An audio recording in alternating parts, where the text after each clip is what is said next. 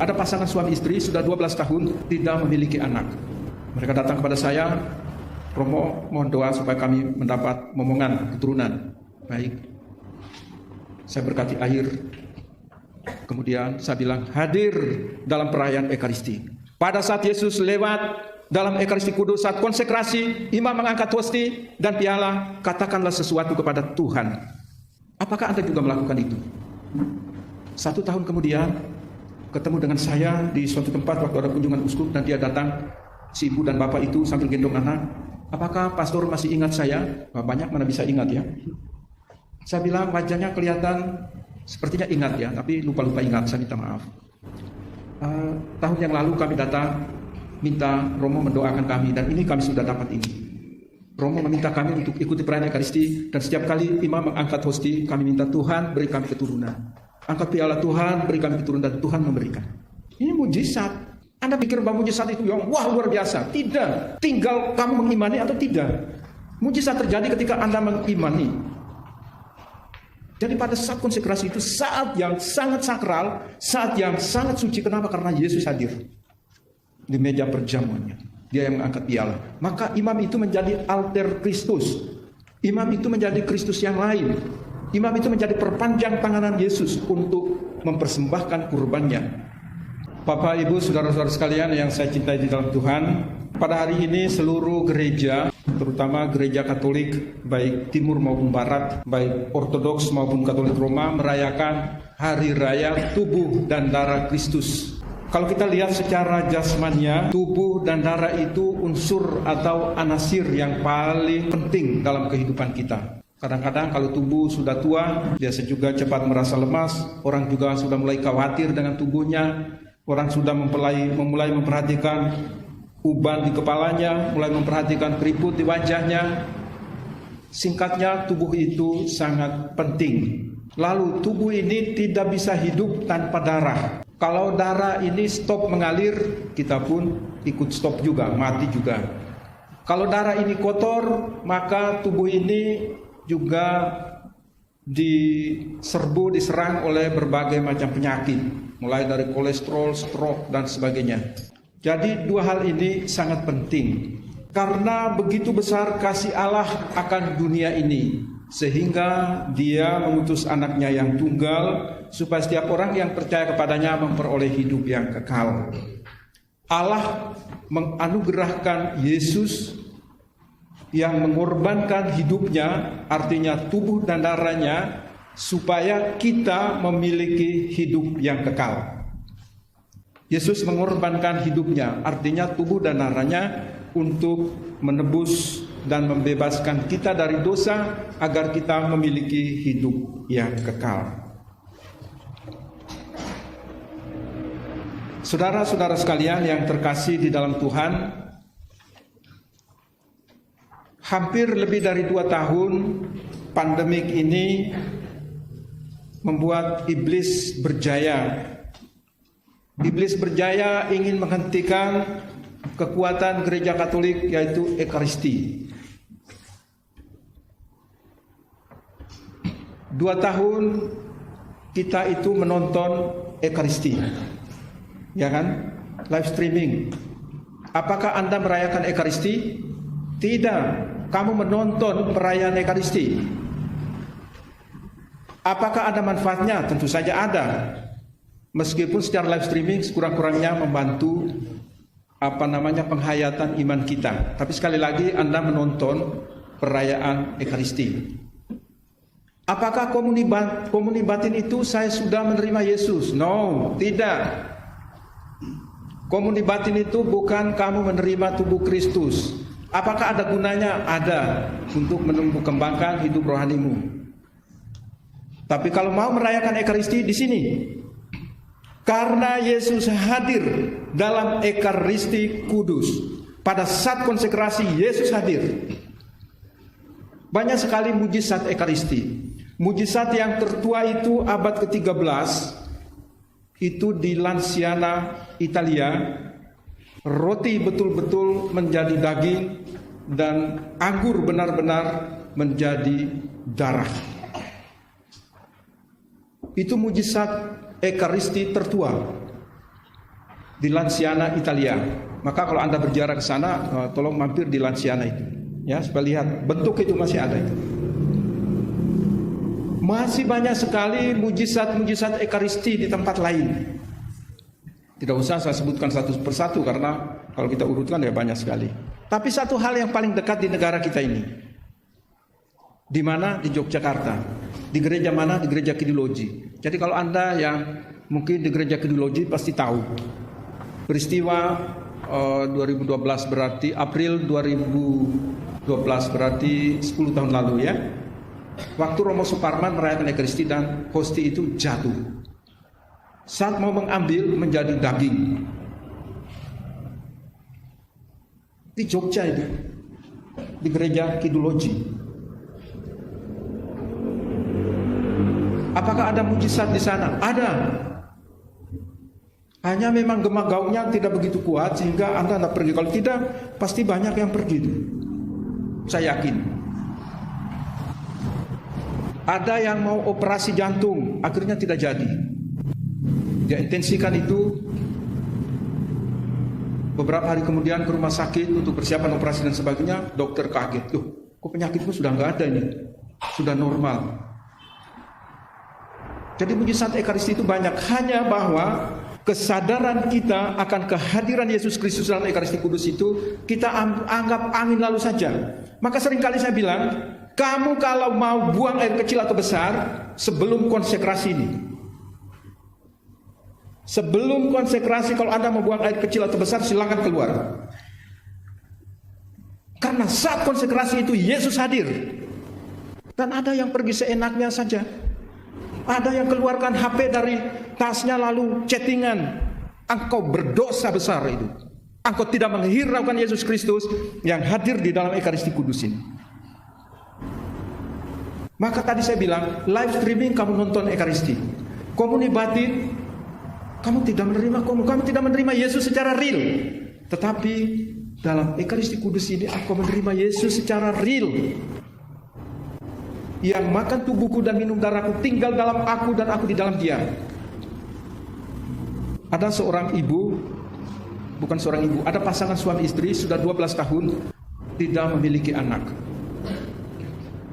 Mereka datang kepada saya, Romo mohon doa supaya kami mendapat momongan keturunan. Baik. Saya berkati air. Kemudian saya bilang hadir dalam perayaan Ekaristi.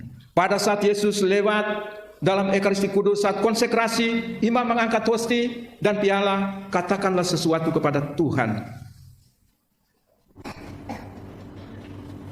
Apakah Anda juga melakukan itu? 1 tahun kemudian ketemu dengan saya di suatu tempat waktu ada kunjungan uskup dan dia datang, si ibu dan bapak itu sambil gendong anak. Apakah pastor masih ingat saya? Banyak mana bisa ingat ya. Saya bilang wajahnya kelihatan sepertinya ingat ya, tapi lupa-lupa ingat, saya minta maaf. Tahun yang lalu kami datang minta Romo mendoakan kami dan ini kami sudah dapat ini. Romo meminta kami untuk ikuti perayaan Ekaristi dan setiap kali imam mengangkat hosti kami minta Tuhan beri kami keturunan. Angkat piala Tuhan beri kami keturunan dan Tuhan memberikan. Ini mujizat. Anda pikir bahwa mujizat itu yang wah luar biasa. Tidak. Tinggal kamu mengimani atau tidak. Mujizat terjadi ketika Anda mengimani. Jadi pada saat konsekrasi itu saat yang sangat sakral, saat yang sangat suci. Kenapa? Karena Yesus hadir di meja perjamuannya. Dia yang mengangkat piala. Maka imam itu menjadi alter Kristus. Imam itu menjadi Kristus yang lain. Imam itu menjadi perpanjang tanganan Yesus untuk mempersembahkan kurbannya. Oleh karena itu, kita sebagai orang Katolik khususnya tidak boleh kita mengabaikan yang namanya Ekaristi.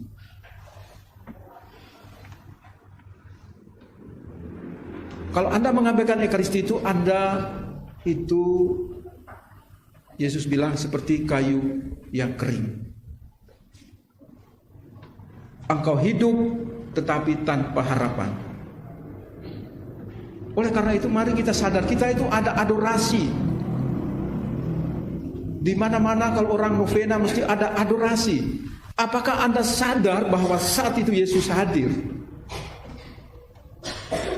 Kalau kita nggak sadar ya sudah, pokoknya sakramen lewat ya biasa aja ya kan. Lipat tangan nonton lah, mumpung uskup masih memberkati ke sana, saya keluarkan HP dulu, ini chattingan saya mau untuk bisnis saya, untuk usaha saya. Tuhan itu tahu yang terbaik. Ketika Anda sadar, ketika engkau menyadari bahwa Yesus hadir di sini, engkau harus minta sesuatu. Mulai saat ini harus rubah cara pandang, cara kita beriman bahwa Yesus hadir di sini nih. Itulah sebabnya kalau meja altar itu kainnya tidak boleh ganti-ganti, maksudnya ganti warna. Yesus itu hadir, dia itu suci, dia itu maha kudus, tidak ada lebih dari itu lagi. Dia itu maha kudus. Kadang-kadang karena ketidaktahuan Romo aja, atau karena ketidakpedulian Romo, sehingga kadang-kadang kita lihat ada warna ungu, kadang-kadang warna hijau, kadang-kadang kain altar warna merah, kadang-kadang warna kuning. Apa-apaan ini? Kain altar itu hanya ditutup, kayak meja perjamuan hanya ditutup dengan kain putih. Karena yang hadir itu orang yang suci, yang kudus, yaitu Yesus Kristus sendiri. Warna liturgi itu tergantung dari pakaian imamnya.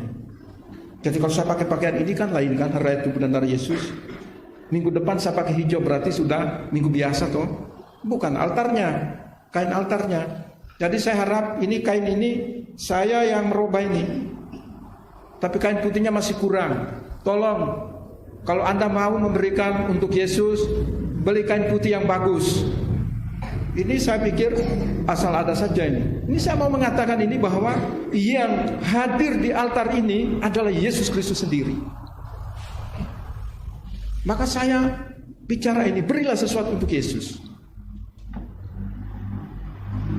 Oleh karena itu Bapak, Ibu, Saudara-saudara sekalian yang terkasih di dalam Tuhan, kalau kita ingat saat konsekrasi, kata-kata yang mengiringi ketika imam mengambil hosti itu dan berkata, inilah tubuhku yang dikurbankan bagimu.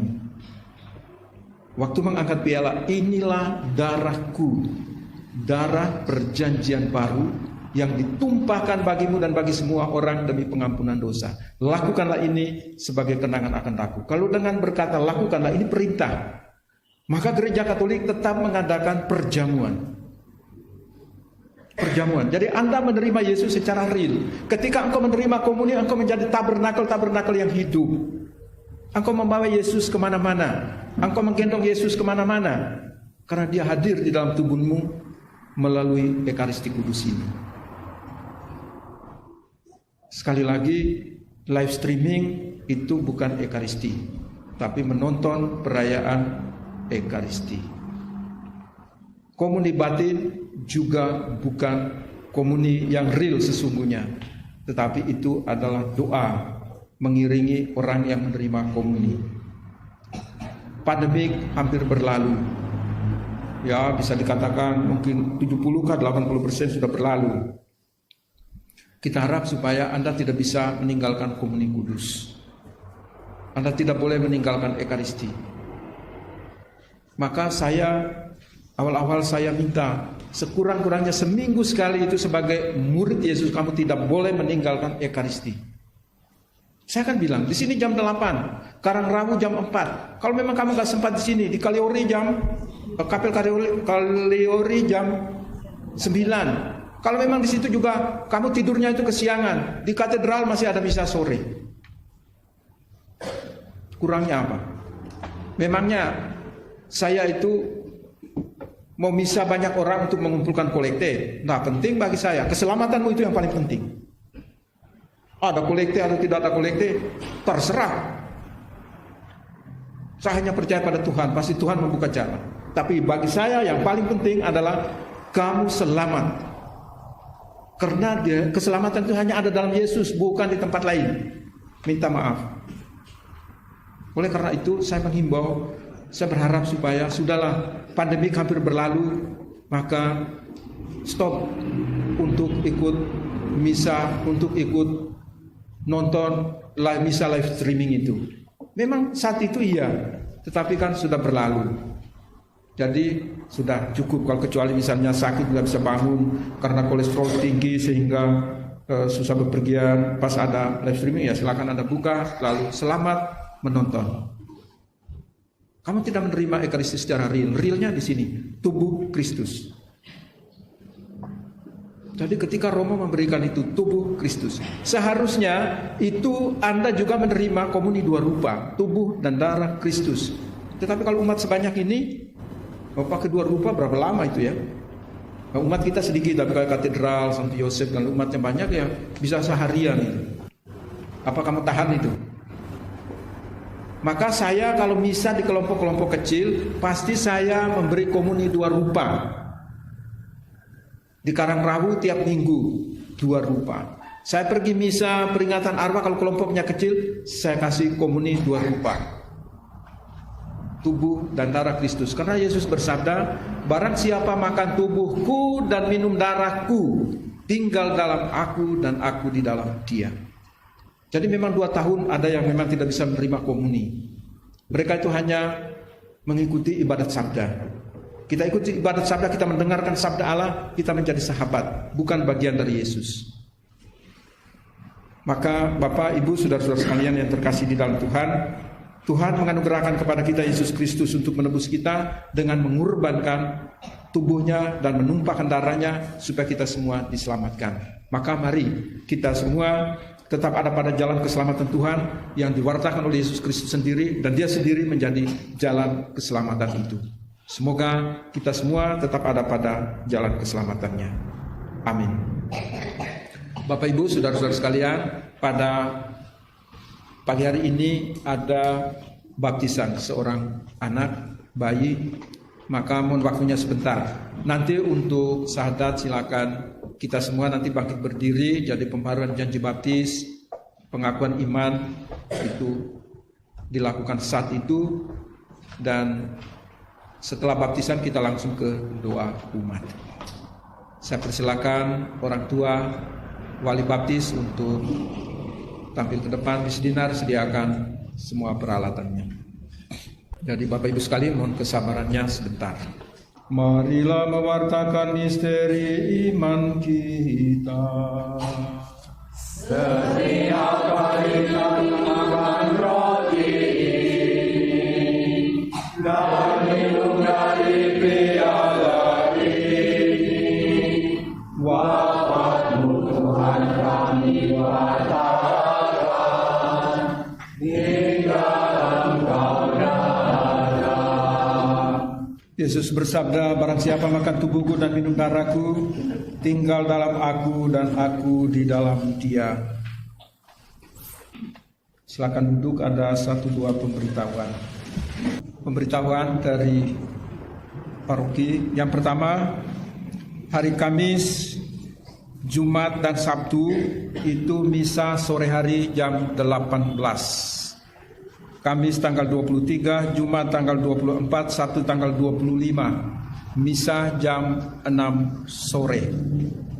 Hari Kamis itu hari raya kelahiran Yohanes Pembaptis. Hari Jumat tanggal 24 itu hari raya Hati Kudus Yesus. Dan hari Sabtu itu hari khusus kita dedikasikan untuk Bunda Maria. Yang kedua, untuk penerimaan sakramen Krisma, Romo sudah menerima jadwal dari keuskupan, dari Sekjen Keuskupan, bahwa perayaan sakramen Krisma untuk paroki Santa Maria Immaculata Banyumas pada hari Minggu tanggal 17 Juli. Hari Minggu tanggal 17 Juli dalam misa seperti ini. Maka diharapkan supaya para pendamping calon Krismawan Krismawati untuk segera menuntaskan pembekalan yang selama ini dilakukan. Paling lambat minggu depan rampung. Tidak bisa ditunda-tunda. Lalu perlu ada pertemuan antara orang tua calon Krismawan Krismawati dengan para pendamping dan para romo untuk acara-acara teknis pelaksanaan. Yang berikut untuk para calon Krismawan Krismawati juga orang tuanya itu ada rekoleksi singkat. Ada rekoleksi singkat. Nanti Anda lihat bentuknya rekoleksi singkat itu seperti apa. Romo Niko mengusulkan supaya ada pencurahan roh. Ada pencurahan roh. Nanti kita bisa diskusikan. Tapi singkatnya itu ada rekoleksi itu bahwa ada pencurahan roh, yes. Oke.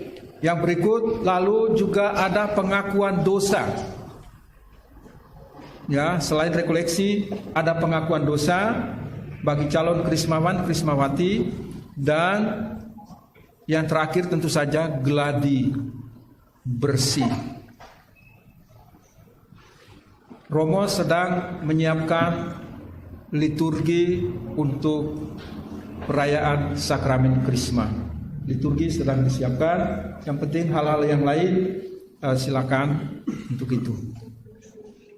Maka anak-anak para calon Krismawan Krismawati sebetulnya mereka ini harus rajin ikut misa. Tapi selama ini saya tidak tahu absennya itu hanya ikut pembekalan atau juga ikut misa. Jangan-jangan datangnya setelah misa untuk ikut pembekalan. Ini mau disiapkan calon Krismawan Krismawati seperti apa kalau begitu? Misa itu menjadi puncak dari segala-galanya, menjadi sumber dan puncak kehidupan iman kita. Bukan soal di luar pembekalan, ya bisa, tapi Anda harus ikut Ekaristi dulu. Maka saya percaya kepada para pendamping, kenal para calon Krismawan Krismawati ini, supaya mereka tidak hanya ikut pembekalan tetapi juga ikut perayaan Ekaristi. Kecuali ada yang jauh, misalnya seperti Karangrawu ada juga, tapi biasanya karena mereka misa sore. Jadi saya hafal Karangrawu sih segelintir ya, bisa hafal satu persatu siapa ke gereja siapa tidak kan. Saya langsung tahu siapa ini sakit kan. Kalau di sini kan udah seperti itu. Jadi seharusnya kita tidak boleh masa bodoh terhadap orang di sekitar kita. Ajaklah, ayo ke gereja, hujan, silakan ikut mobil saya. Kamu tumpangi, membawa salah satu dari sekian banyak itu. Ada yang mungkin membutuhkan kendaraanmu, ya, mungkin sepeda motormu. Tapi ada juga yang naik becak. Kalau di Karangrawu jalan kaki. Jadi ini saya minta kepada Pak Basuki dan kawan-kawan, minggu depan tuntas pembekalan. Tidak ada istilah tarik ulur. Jadi kalau kamu merasa itu silakan, ini sudah libur. Cari hari-hari biasa supaya minggu selesai.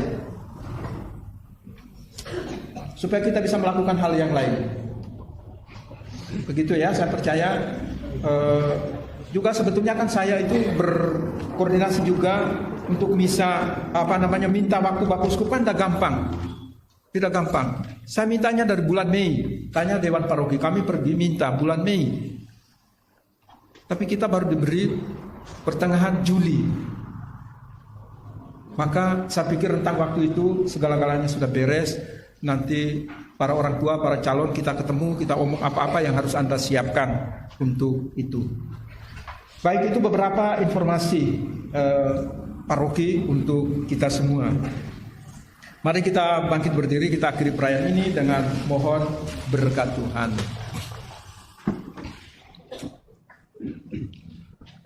Tuhan bersamamu.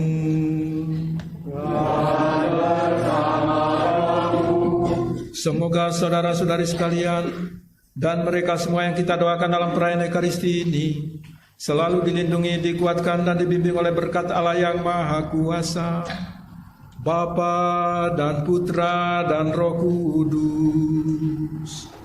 Amin. Perayaan Ekaristi sudah selesai, kita diutus untuk mewartakan kebaikan Tuhan.